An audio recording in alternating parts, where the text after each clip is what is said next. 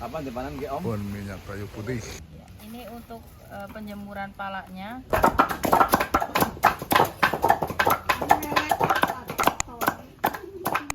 Awal mulanya kenal minyak atsiri itu dari suami. Terus suami tinggal di Banyumas yang memang lingkungan wilayahnya itu penyuling minyak daun cengkeh. Asal muasalnya di situ. Daun cengkeh ini disuling.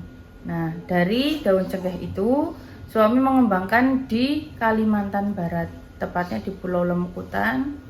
Beliau menyuling di sana karena bahan baku melimpah. Lalu tahun 2019 baru merintis di Jawa. Itu bertepatan dengan pernikahan kami seperti itu. Dari 2019 nikah dan usaha di Jawa. Dan karena di Jawa ini sangat melimpah nih. Kalau di pulau itu kan hanya bahan-bahan tertentu. Tapi kalau di Jawa ini kan sangat melimpah bahan-bahan yang ada. Jadi kita mulai mengembangkan jenis-jenis minyak atsirinya. Karena di Indonesia sendiri itu ada ratusan jenis minyak atsiri yang memang bisa diproses. Nah, karena di Jawa ini banyak sekali jenis, termasuk dengan kayu putih, nampu, lajagoa, siri seperti itu. Jadi kami menyuling berbagai macam minyak atsiri. Itu sekitar 8 jenis. Itu mulai dari pala, palanya ini dari biji pala, daun pala, kulit pala, itu disuling semua. Daging palanya ya biasanya kan dibuang sama petani-petani ini, daging palanya dibuang. Nah, dengan adanya kita minyak atsiri ini disuling, Pak. Jadi walaupun speknya kurang bagus ya, ada yang sobek dan lain sebagainya, ini masih bisa dimanfaatkan untuk dijadikan minyak atsiri. Ya, ini untuk penjemuran palanya. Ini palanya ada 2 jenis nih. Ini yang lumayan tua dan ini yang muda. Kita butuhnya yang ini. Masih muda. Oh, bisa seperti ini juga. Untuk speknya kita masih bisa, yang hitam masih bisa masuk untuk suling. Yang penting jangan yang tua. Kalau yang tua nanti kita sortir lagi. Ini fullingnya kan nanti juga bisa dijual tersendiri. Ini jadi nanti kita sortir lagi. Gitu. Ini kekeringannya ya benar-benar sampai kering, mungkin kadar air sekitar 12%. Kalau basah kita juga terima. Basah bulatan masih ada kulitnya itu kita masih terima. Basah yang sudah dikupas juga terima.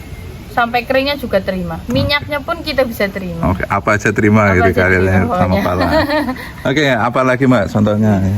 Pala itu dari daun cengkeh, gagang cengkeh. Kalau cengkehnya kita tidak suling. Mungkin penyuling lainnya gitu. Kalau kita di cengkeh hanya gagang cengkeh dan daun cengkeh.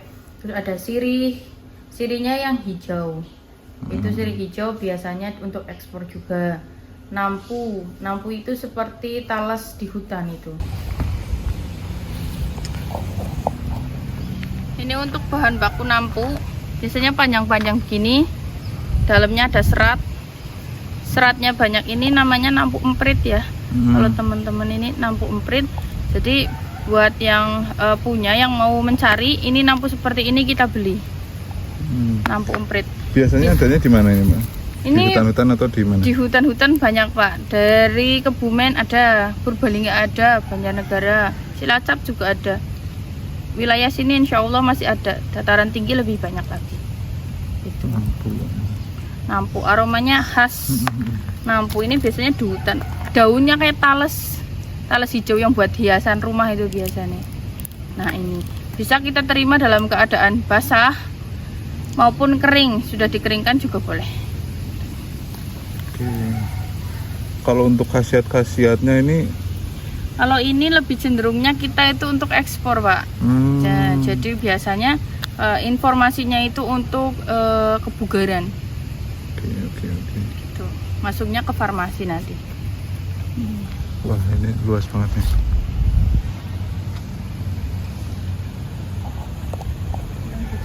Kulit pala, lajagoa itu sama nampu. Teman-teman lebih tahu berikan ini.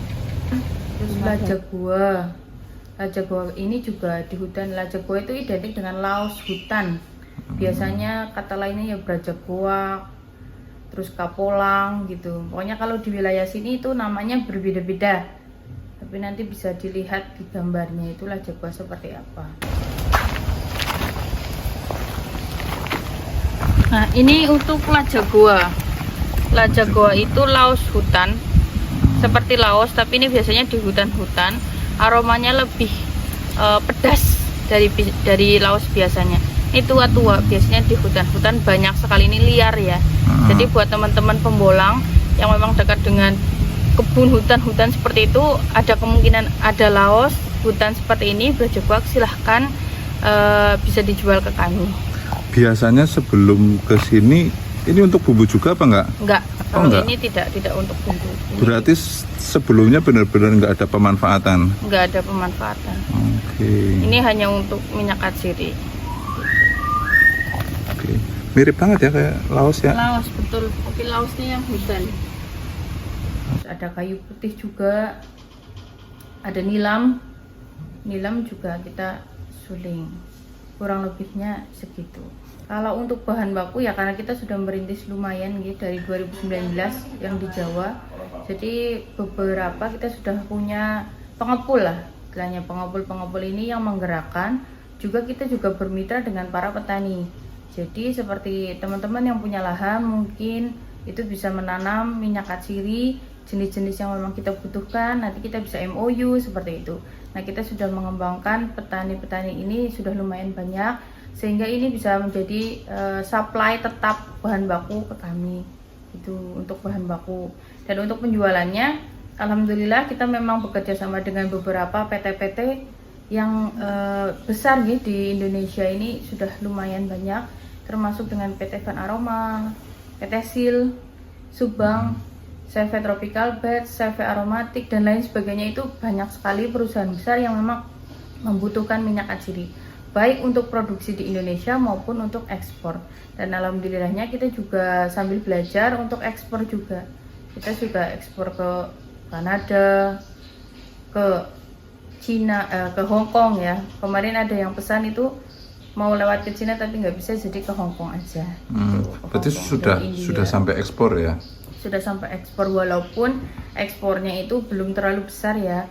Itu kan biasanya kalau PT besar kan ekspor sampai bertonase kan gitu. Kalau kita masih memang di bawah 1 ton, jadi custom seperti itu. Itu potensinya ke depan seperti apa, Mbak? Kalau minyak atsiri alhamdulillah ini besar potensinya Pak, karena kebutuhannya itu rutin.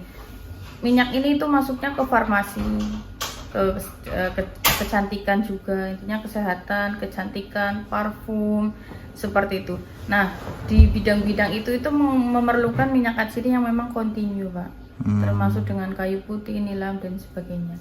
Untuk harga memang fluktuatif ya, tapi sementara ini sampai sekarang minyak atsiri itu tetap eksis seperti itu. Kalau untuk pala sendiri itu biasanya kan hanya diambil pala tuanya kan gitu. Umumnya di petani itu seperti itu. Untuk bumbu itu ya? Untuk bumbu itu masuknya rempah. Tapi kalau kita itu pala bisa semuanya bisa kita pakai. Contoh, pala itu kan ada yang pala lanang gitu. Kalau di Jawa itu kan pala lanang, pala yang tidak bisa berbuah. Kalau orang petani biasa itu pasti ditebang, tidak berguna. Tapi bagi kami itu berguna karena bisa diambil daunnya. Kita sulingnya itu dalam keadaan fresh, jadi daun beserta dengan rantingnya, kecil-kecil itu rantingnya. Nah itu nanti kita suling. Itu harga pembelian lumayan, per kilonya itu bisa di angka 1.200. 1.000 sampai 1.200 tergantung kualitasnya, seperti itu. Kalau untuk daun pala ini masih awam Pak, kalau daun pala. Banyak petani yang memang belum tahu, intinya kalau mau ditebang sudah ditebang dibakar, padahal ini bernilai Pak. Dan minyaknya ini untuk daun pala masih di angka 550.000 per kilo. Jadi masih ada nilai ekonomisnya. Kedua, ini dari biji palanya. Biji pala yang kita butuhkan untuk minyak atsiri ini malah yang muda. Oh gitu. Oke, kalau sekarang mulai tahun-tahun ini petani-petani sudah mulai tahu bahwasanya malah yang muda yang mahal. Kalau sebelum ini itu rata-rata petani itu tahunya hanya tua. Memang betul kalau untuk timbangannya memang lebih berat yang tua gitu. Tapi yang muda biasanya kan disortir Pak. Nah, bekas sortirannya ini yang nanti masuknya ke kami. Harga juga lagi tinggi ini untuk pala. Itu yang muda masih berkisar sekitar 85. Kalau yang bejo itu muda, kata lain mudanya kalau di kami itu bejo gitu kan. Nah itu lagi bagus. Terus dengan kulit pala lah, itu daging palanya. Biasanya ketika dihargai juga. Jadi kalau petani itu kan biasanya ngupas pala yang tua itu kulitnya dibuang. Buang kan seperti itu. Umumnya seperti itu. Nah, sementara di kami tidak, Pak. Jadi kulitnya ini dikeringkan dulu, nanti kita suling. Ini harganya juga sudah lumayan naik. Ini harga kulit palanya ini, minyak kulit pala itu 750.000 per kilo. Kering. Itu kalau untuk ininya, minyaknya. Oh, minyaknya. Kalau untuk bahan keringnya itu di angka 3.500 sampai 4.000 tergantung kualitasnya. Berarti hampir semuanya laku ya? Laku kalau di pala. Maka dari itu kami menganjurkan untuk teman-teman yang punya lahan yang memang untuk investasi jangka panjang itu menanam pala gitu. Itu informasi aja, usia sampai panen berapa? Itu sekitar 4 tahun sih, Pak. 4 tahun paling cepat lah. 4 tahun, 5 tahun itu sudah mulai stabil untuk panennya.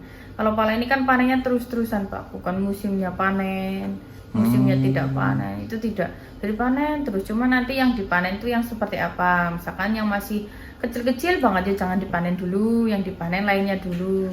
Nanti bulan berikutnya panen lagi gitu. Dan kalau tadi daun sama ranting-ranting kecilnya itu laku juga, berarti sambil nunggu buahnya muncul bisa sedikit-sedikit panen. Tapi ya saya anjurkan ya jangan juga ya, kalau itu kan nanti yang terlalu rimbun gitu. Ya misalkan kalau teman-teman yang punya pohon pala yang memang mau dibuang atau yang terlalu rimbun kayu jangan dibuang, maksudnya gitu. Daunnya bisa untuk kami.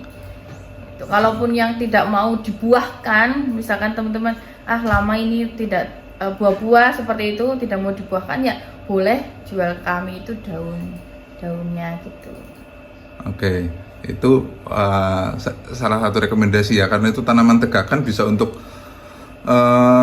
konservasi lahan juga ya, Ma. Karena Banjarnegara kan 75% kan daerah zona rawan longsor gitu ya. Bisa untuk konservasi lahan juga. Iya, itu gunanya di situ juga. Jadi masyarakat nanti ini bisa panen terus, Pak. Ada penghasilan yang memang tetap dari pohon palanya ini. Kalau tadi disebutkan ada sistem bisa MOU, itu MOU-nya seperti apa? MOU-nya itu macam-macam ya, ada 3 sih kalau kita biasanya. Tapi kita anjurkan ya misalkan punya lahan, monggo silakan bibit dari kami. Intinya bisa beli dari kami. Nanti setelah beli kita MOU. Jadi masing-masing dari petani maupun kami itu punya tanggung jawab masing-masing. Petani punya tanggung jawab untuk menanam, menjaga, intinya merawat sampai memanen, kirim ke kami. Dan kami juga bertanggung jawab. MOU itu berbunyi bahwasanya petani yang sudah ada daftar dan bermitra dengan kami, adapun panen seluruhnya bisa jual ke kami, seperti itu.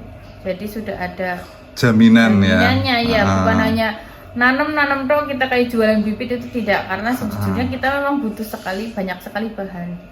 Oke, kebanyakan kan karena petani males nanam karena bingung nanti kalau sudah panen jualnya kemana, akhirnya ragu-ragu mau tanam seperti itu. Kalau ini udah ada jaminan sudah ada pembeli gitu ya. Justru malah kami memang sangat membutuhkan ya. Kalau kualitas kapasitas produksinya sekarang berapa, Mbak? Kalau kapasitas produksi kita alhamdulillahnya ada 3 alat yang memang terus continue. Itu yang pertama alat kecil untuk pala, itu kapasitas 100 kilo kering. 100 kilo kering biji pala itu bisa dari banyak sekali pala basah itu perbandingannya, soalnya lumayan juga. Terus satu alat lagi itu kapasitas 1,2 ton, biasanya kita gunakan untuk dedaunan seperti daun nilam yang punya masa jenisnya ringan ya, daun nilam, daun kayu putih seperti itu. Nah, satu lagi alat kami yang sekitar 600 kilo itu biasa digunakan untuk seperti kulit pala, lajak gua seperti itu. Nah, itu kan ada muncul limbahnya, mestikan hasil penyulingan, sisa hasil penyulingan itu dikemanakan, Mbak? Kalau sisa hasil penyulingan ini ada yang kami keringkan juga, ada yang membutuhkan juga. Terus ada juga yang untuk pupuk. Paling banyak itu untuk pupuk. Walaupun teman-teman yang beli dari kami limbahnya juga ujung-ujungnya tetap masuknya ke pupuk. Kalau limbahnya ini kita punya 2 limbah padat dan limbah cair. Limbah padatnya ini yang untuk pupuk ya, untuk pupuk. Jadi teman-teman mungkin yang punya lahan lebar dan butuh pupuknya bisa diskusi dengan kami lah. Nah juga ada limbah cair. Limbah cairnya ini membawa aroma dari minyak atsirinya ini. Jadi contoh misalkan limbah nilam. Jadi nanti air bekas sulingannya ini aromanya nilam. Ini biasanya digunakan juga untuk parfum, bisa untuk pembuatan kayak home industry seperti itu, karbol dan lain sebagainya, itu juga bisa. Terus juga untuk pestisida alami. Jadi serangga-serangga seperti itu kan tidak suka bau-bau yang menyengat. Nah ini bisa menggunakan ini dengan campuran 10:1, 10 air dan 1 limbah cairnya. Nanti ini bisa digunakan untuk pestisida alami seperti itu. Dan juga bisa untuk semprot kandang ya. Jadi misalkan punya kandang sapi, ayam dan lain-lain itu yang berbau, ini bisa disemprot menggunakan limbah dari kami. Selain ini juga bersih, sehat juga untuk ternak seperti itu. Tidak membuat ternak jadi pusing dan sebagainya, itu tidak, justru malah lebih menyehatkan. Tenaga kerja sekarang sudah bisa, ada berapa tenaga kerja yang bareng-bareng di usaha ini, Mbak? Kalau untuk tenaga kerja, alhamdulillahnya kita berarti ada sekitar 38 sekarang Pak, itu hampir 40. Baik yang ada yang freelance juga. Freelance itu seperti bahan baku datang, butuh untuk nyacah itu kan. Biasanya ibu-ibu, bapak-bapak itu berbondong-bondong nyacah gitu kan.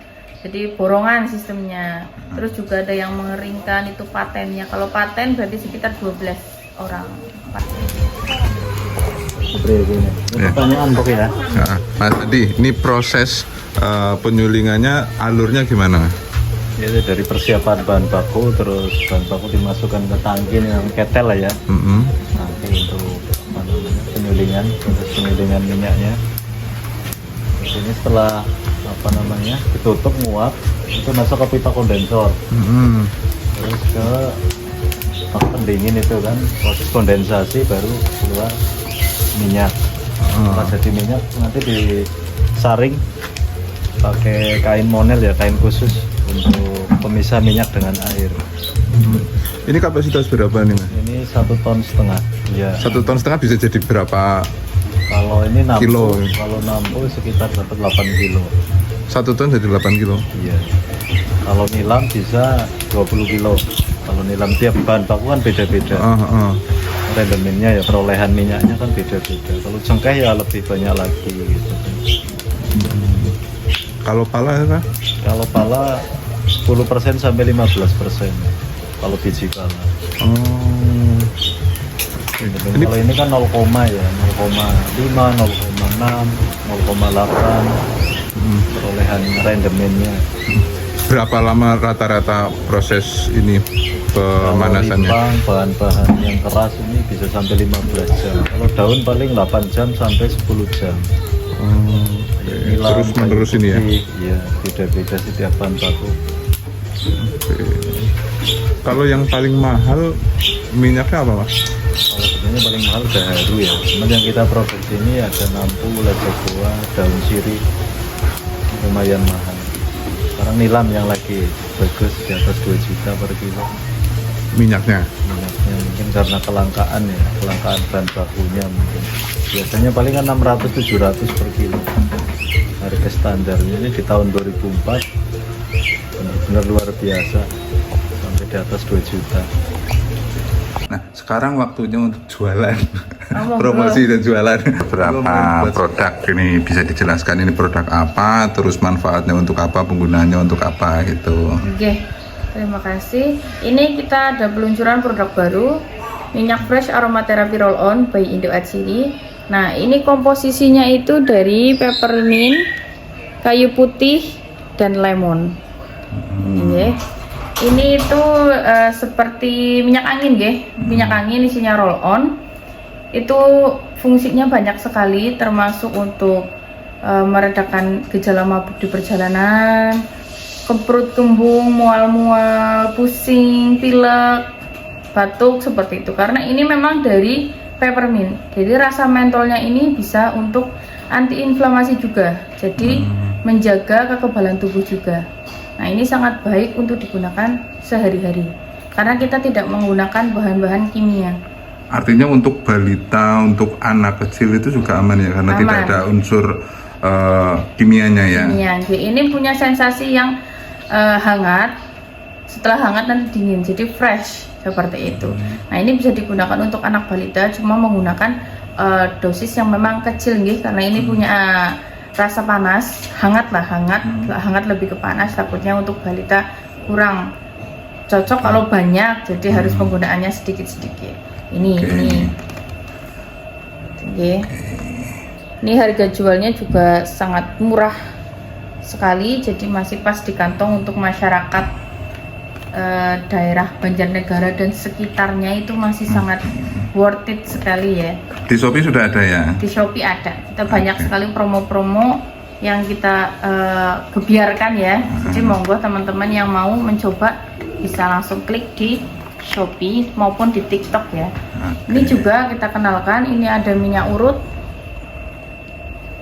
Nah, istimewanya apa ini, Mbak? Ini minyak urut cap kalajengking. Istimewanya ini panasnya asli dari cengkeh. Jadi hanya minyak atsiri kita mix berbagai macam minyak atsiri, kita mix jadilah minyak urut cap kalajengking. Jadi bukan rasa panasnya ini bukan dari kimia-kimia, tidak. Ini pokoknya minyak atsiri hanya di mix seperti itu. Dan untuk pengencernya kita menggunakan minyak zaitun. Jadi bagus untuk kulit gitu. Nah, ini komposisinya itu komposisi dasarnya dari cengkeh, hangatnya dari cengkeh, ada juga dari pala dan juga dari serai dapur. Jadi wanginya ini bukan wangi yang seperti orang tua itu, tidak. Ini wanginya wangi segar, nggak nyegrak ya. Nggak nyegrak pokoknya. Segar, panas.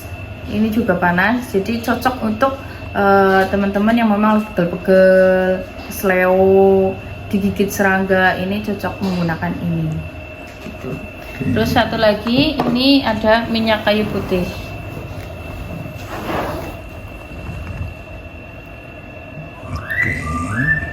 Ini minyak kayu putih murni, asli dari tanaman kita sendiri, asli dari mitra-mitra kami juga. Itu masih totalnya sekitar 60 mitra tani yang memang sudah menanam kayu putih. Nah, ini kita hasil penyulingan sendiri nih. Jadi dari tanaman sendiri kita suling sendiri dan langsung kemas. Jadi dijamin 1000% murni. Ini hangatnya lebih hangat daripada yang ada di sekitar teman-teman semua, lebih hangat, lebih fresh juga. Itu. Dan harganya juga lebih worth it lah.